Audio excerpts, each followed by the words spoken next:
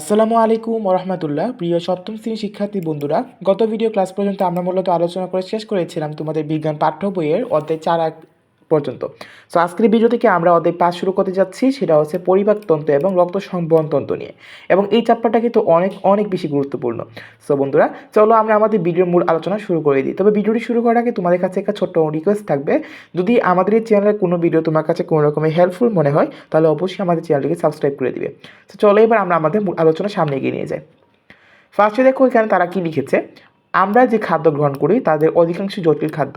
এই জটিল খাদ্যদ্রব্যকে আমাদের শরীর শোষণ করে সরাসরি কাজে লাগাতে পারে না।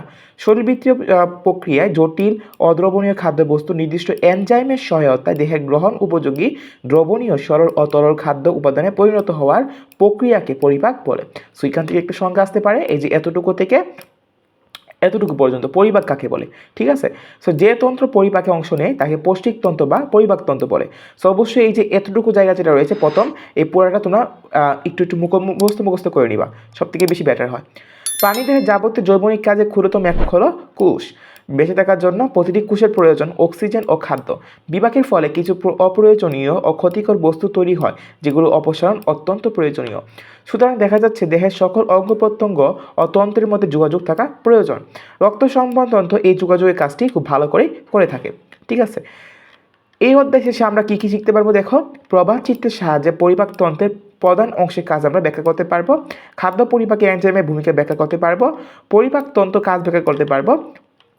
পরিপাকতন্ত্রের রোগের কারণ ও রোগের লক্ষণ ব্যাখ্যা বর্ণনা করতে পারবো। এরপর হচ্ছে পরিপাকতন্ত্রের রোগের প্রতিরোধ এবং প্রতিকারের কৌশল ব্যাখ্যা করতে পারবো। পরিপাকতন্ত্রের রোগের বিষয়ে নিজে সচেতন হবো এবং পরিবার সকলকে সচেতন হতে উদ্বুদ্ধ করব। পরিপাকতন্ত্রের প্রধান অংশের চিত্র আমরা অঙ্কন করতে পারবো। সো এই চ্যাপ্টারটা কিন্তু অনেক বেশি ইম্পর্টেন্ট। এরপর দেখো আরও কিছু শিখতে পারবো আমরা। রক্তকণিকার কার্যক্রম ব্যাখ্যা করতে পারবো, রক্ত সংবহন তন্ত্র ব্যাখ্যা করতে পারবো, হৃৎপিণ্ডের কাজ ব্যাখ্যা করতে পারবো এবং হৃৎপিণ্ড সুস্থ রাখার উপায় ব্যাখ্যা করতে পারবো। সো যে হৃৎপিণ্ড যে আছে, হৃৎপিণ্ডের কাজটা এটা কিন্তু অনেক বেশি ইম্পর্টেন্ট। সো আমি বারবার বলতেছি এই চ্যাপ্টারটা অনেক বেশি ইম্পর্টেন্ট, চেষ্টা করবো মনোযোগ দিয়ে পড়ার জন্য। সো পার্ট 1 যেটা রয়েছে আজকে ভিডিওতে আমরা এটা নিয়ে আলোচনা করবো, সেটা হচ্ছে খাদ্য পরিপাক নিয়ে। বেঁচে থাকার জন্য খাদ্য প্রয়োজন। আমরা কি কি খাদ্য খাই, খাদ্য কেন খাই, নিম্নের প্রশ্নোত্তরের মাধ্যমে আমরা তা জানার চেষ্টা করি। প্রথমত হচ্ছে আমাদের দেহে খাদ্যের প্রয়োজনীয়তা কী। প্রধানত 3 শ্রেণীর খাদ্যগুলো কী কী বলতো, আমিষ, শর্করা এবং চর্বি। কীভাবে 3 শ্রেণীর খাদ্য আমাদের দেহের চাহিদা মিটায়, ভিটামিন ও খনিজ লবণের প্রয়োজনীয়তা কী, হজম হয় না এমন আজযুক্ত খাবারের প্রয়োজনীয়তাই বা কী ধরনের খাবারে এটা পাওয়া যায়। তোমার এই প্রশ্নগুলোর উত্তর জেনেছো তোমরা ষষ্ঠ শ্রেণী বিজ্ঞান বইয়ের ত্রয়োদশ অধ্যায়ে। তোমাদের কি মনে আছে? এই অধ্যায়ে আমাদের দেহে খাদ্যের কি পরিবর্তন ঘটে তা জানবো। আমরা মুখ দিয়ে খাবার খাই, খাদ্য গিলে ফেলার পর আমরা খাদ্যকে আর দেখতে পাই না। কয়েক ঘন্টার মধ্যেই খাদ্য পরিপাক হয়ে সরল উপাদানে পরিণত হয়, যা দেহ শোষণ করে নেয়। হজম না হওয়া অপ্রয়োজনীয় বস্তুগুলো দেহ থেকে মলরূপে বের করে দেয়। দেহের ভিতর খাদ্যের যে পরিবর্তন ঘটছে তার উপর আমাদের কোনো নিয়ন্ত্রণ নেই।